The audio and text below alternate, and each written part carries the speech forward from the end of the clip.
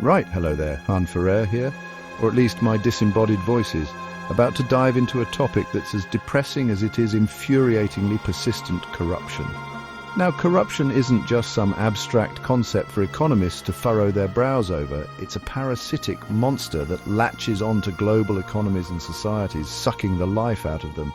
It means hospitals without medicine because the funds were redirected, schools with no books because someone's cousin got a phantom contract, and roads that crumble faster than a celebrity marriage because, well, you get the picture.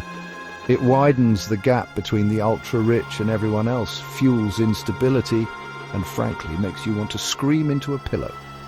It's the reason your faith in institutions might be, shall we say, so how do we even begin to measure this shadowy beast? It's not like countries proudly display their corruption stats on a tourism billboard. Visit scenic kleptomania, highest bribery rates in the region. No, it's a bit more complex. Organizations like Transparency International use something called the Corruption Perception Index, which, as the name suggests, is based on how corrupt experts and business people a country's public sector to be. They look at things like bribery, diversion of public funds, officials using their public office for private gain without facing consequences, and the government's ability to contain corruption and enforce integrity mechanisms. It's a cocktail of surveys, assessments, and a general vibe check on how sticky-fingered a nation's officials are believed to be. And let me tell you, the results are often as predictable as they are disheartening. It's a global problem, of course, but some places, well, they've really made an art form out of it. Today we're going to strap in and take a rather grim tour of the countries that, as of our 2025 projections, are unfortunately leading the pack in this race to the bottom. So grab a stiff drink, you might need it, because this is going to be a bumpy and frankly deeply unsettling ride into the heart of global corruption. Don't say I didn't warn you. All right, kicking off our list, and I use the term kicking off loosely because there are no winners here, is Somalia. For years, Somalia has, to put it mildly, had a rough go. Its corruption index score consistently hovers at a level that suggests the concept of public service is more of a theoretical exercise than a practical reality. We're talking about a place where decades of conflict and state collapse have created a veritable playground for corruption to thrive, largely unchecked. It's not just isolated incidents, it's systemic, it's entrenched, and it affects every single facet of life, or what passes for it when institutions are this compromised. Notable cases, where do you even begin? It's less about specific cases and more about a pervasive environment where the diversion of public funds, aid and resources is practically the national sport. Imagine trying to build a nation when the very foundations are being eaten away from within by those who are supposed to be doing the building. It's like asking a termite to construct your dream house. The impact on ordinary Somalis is, of course, devastating, undermining any efforts towards stability, development, and basic human security. It's a tragic feedback loop where instability breeds corruption, and corruption further fuels instability. Brilliant. Next up, we have South Sudan, a country that should, by all accounts, be leveraging its considerable oil wealth for the benefit of its people. Instead, it's a textbook example of the resource curse, where vast natural resources paradoxically lead to worse development outcomes, largely thanks to, you guessed it, corruption. The political landscape here is, to be polite, fraught. Power struggles and conflict have historically been intertwined with control over oil revenues and state resources, creating a system where self-enrichment for the elite often trumps national interest or, feeding the population. The economic factors are just as grim. A tiny elite captures the lion's share of the oil money, while the rest of the country faces extreme poverty, food insecurity, and a near-total lack of public services. Transparency in how oil revenues are managed, you'd have better luck finding a unicorn giving a TED talk on fiscal responsibility. This isn't just mismanagement, it's the active looting of a nation's future, facilitated by a political class that often seems more interested in lining its own pockets than in governing. It's a heartbreaking betrayal of the hopes that came with independence. Syria, a name now synonymous with a brutal, protracted conflict, and what thrives in the shadows of war like a particularly opportunistic fungus. Corruption, of course. The Syrian regime, even before the conflict, wasn't exactly a paragon of transparency. But the war has turbocharged corrupt practices to an almost unimaginable degree. We're talking about everything from warlords and militias controlling illicit economies to government officials exploiting aid distribution for personal gain or to reward loyalists. It's a kleptocracy supercharged by chaos. Recent scandals or investigations are tricky to pinpoint with verifiable independent detail, largely because the environment is so opaque and dangerous for journalists or investigators. However, reports consistently emerge about reconstruction funds being siphoned off, humanitarian aid being weaponized, and sanctions being cleverly circumvented through elaborate networks that enrich those in power. It's a situation where the very mechanisms meant to help the Syrian people are often co-opted and corrupted, making a desperate situation even more unbearable for ordinary citizens caught in the crossfire. The level of impunity is just staggering. Moving on to Yemen, another country ravaged by conflict and surprise, another hotbed of corruption.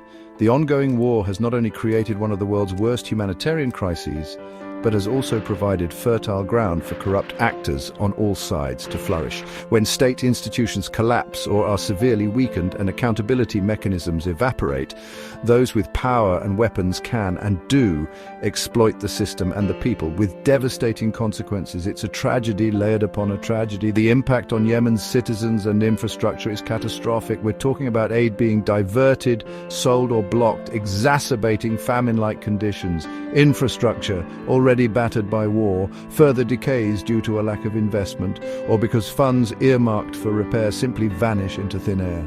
Imagine being a Yemeni citizen already enduring bombardment and displacement, only to find that the food meant for your starving child is being sold on the black market by someone who's profiting from your misery.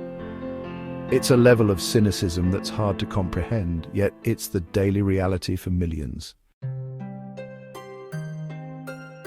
And now, Venezuela, a country blessed with some of the world's largest oil reserves, yet mired in a profound economic and humanitarian crisis. And a huge stinking part of that story is, you guessed it, monumental corruption. For years, vast sums of oil money have allegedly been siphoned off through state-owned enterprises, complex currency exchange schemes, and opaque government contracts. We're not talking about petty bribery here. We're talking about eye-watering, nation-breaking levels of graft that have hollowed out the economy. The international response has been, well, noticeable. Numerous countries, including the United States and the European Union, have slapped sanctions on individuals and entities within the Venezuelan government accused of corruption and human rights abuses. Assets have been frozen, travel bans imposed. Now, the effectiveness and impact of these sanctions are, of course, hotly debated, with some arguing they hurt ordinary Venezuelans more than the regime. But the fact remains, the sheer scale of alleged corruption in Venezuela has put it squarely in the international spotlight as a prime example of how kleptocracy can bring a nation to its knees. Next, we journey to Sudan, a nation that has seen its fair share of political upheaval and economic struggles, with corruption acting as a stubborn underlying infection. Here it's not just a case of a few bad apples, it's a deeply rooted issue that permeates both government institutions and, significantly, intertwines with parts of the private sector. State capture, where private interests unduly influence state decision-making for their own gain, is a significant concern, blurring the lines between public service and private enterprise in the most unhelpful ways. The role of the government, or rather elements within it and connected to it in perpetuating corruption, is critical. This can manifest through opaque deals for natural resources, preferential treatment for politically connected businesses, and the siphoning of state revenues. The private sector, or at least parts of it, becomes complicit, either by actively participating in corrupt schemes or by benefiting from a system that lacks transparency and fair competition. This creates a vicious cycle where legitimate businesses struggle, and those adept at navigating the murky waters of patronage and bribery thrive, all at the expense of public good and economic development. Chapter 7, Equatorial Guinea. Kleptocracy with a 5-star veneer. Equatorial Guinea, a small oil-rich nation on the west coast of Africa that is, frankly, a caricature of a kleptocracy. For decades, this country has been ruled by the same family, and its vast oil wealth has overwhelmingly benefited a tiny ruling elite, while the majority of the population lives in poverty. The sheer audacity of the alleged wealth accumulation by those in power, often flaunted internationally, is breathtaking, especially when contrasted with the dire state of public services like healthcare and education back home. It's like watching a particularly grim episode of Lifestyles of the Rich and Infamous Dictator edition. Now, are there any efforts or reforms to combat corruption? Well, officially, the government might make some noises about anti-corruption drives. You might see an occasional statement or a new, largely toothless commission formed. However, critics and international observers generally view these as superficial gestures, designed more for international consumption than for genuine change. When the very people who would need to drive reform are the primary beneficiaries of the corrupt system, the chances of meaningful self-initiated change are, shall we say, slim to none. It's a classic case of the fox guarding the hen house, if the fox also owned the farm and wrote all the farming regulations. Chapter 8, Afghanistan, where aid and trust went to die. Let's talk about Afghanistan, a country that, for over 2 decades, received billions upon billions of dollars in international aid. And where did a significant chunk of that money go? Well, if you guessed, into the pockets of corrupt officials, warlords, and well-connected contractors, then congratulations. You've been paying attention to the grim realities of our world. The scale of corruption in Afghanistan, particularly during the period of international intervention, was staggering, undermining state-building efforts, fueling resentment, and contributing significantly to the eventual collapse of the internationally backed government. The influence of this rampant corruption on foreign investments and relations was predictably catastrophic. Genuine investors, the kind who want to build sustainable businesses, are generally allergic to environments where massive bribes are the cost of entry and the rule of law is a quaint suggestion. It also severely damaged trust between the Afghan government and its international partners, who saw their taxpayers' money effectively vanish into a black hole of graft. When the systems designed to deliver services and security are instead plundering resources, it's no wonder foreign partners eventually get disillusioned and the population loses faith entirely. Chapter 9, North Korea, the Hermit Kingdom's secret economy of corruption, and now for something completely different, yet depressingly similar in its core problem: North Korea, the Hermit Kingdom. A place so opaque it makes a black hole look like a well-lit tourist attraction. While the state projects an image of monolithic control and ideological purity, beneath the surface, corruption is reportedly a critical lubricant for survival and, for some, enrichment. Given the command economy's failures, illicit markets and bribery are often necessary for ordinary people to access basic goods and for officials to supplement their incomes or gain privileges. Highlighting whistleblowers or activists fighting against corruption, North Korea is incredibly difficult and dangerous.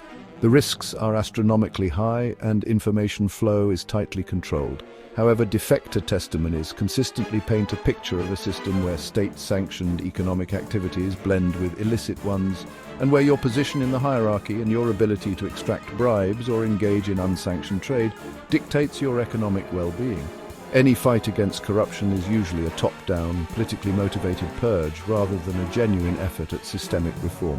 It's corruption in its most chillingly totalitarian form. Chapter 10, Libya, Chaos, Oil, and the Scramble for Spoils. Finally, rounding out our delightful list, we have Libya, another oil-rich North African nation that has been mired in instability and conflict since the overthrow of Gaddafi in 2011. This prolonged period of fractured governance, competing militias, and weakened state institutions has created a veritable free-for-all for corrupt practices. Control over Libya's vast oil wealth, its central bank, and various state enterprises has been a key driver of conflict and a massive source of illicit enrichment for various armed groups and political factions. The overall perception of corruption in the country by its citizens is, as you can imagine, overwhelmingly negative and deeply cynical. When people see their nation's wealth being plundered while they struggle with power cuts, cash shortages, and insecurity, faith in authority plummets. There's a widespread belief that those in positions of power, whether in formal government structures or leading militias, are primarily concerned with self-enrichment rather than the public good. This perception fuels disillusionment, erodes social cohesion, and makes any path towards a stable, unified, and less corrupt Libya incredibly challenging. It's a tragic squandering of potential. So, there you have it. A quick and deeply uncomfortable tour of 10 countries where corruption isn't just a problem, it's a defining feature of the landscape, projected for 2025. And look, it's easy to feel a sense of overwhelming despair. These are huge systemic issues, often intertwined with conflict, poverty, and deeply entrenched political interests. It can make you want to just throw your hands up and say, well, that's just the way it is. But here's the thing, corruption at its heart is a betrayal. A betrayal of public trust, a betrayal of a nation's potential, and a betrayal of every ordinary citizen who just wants a fair shot at a decent life.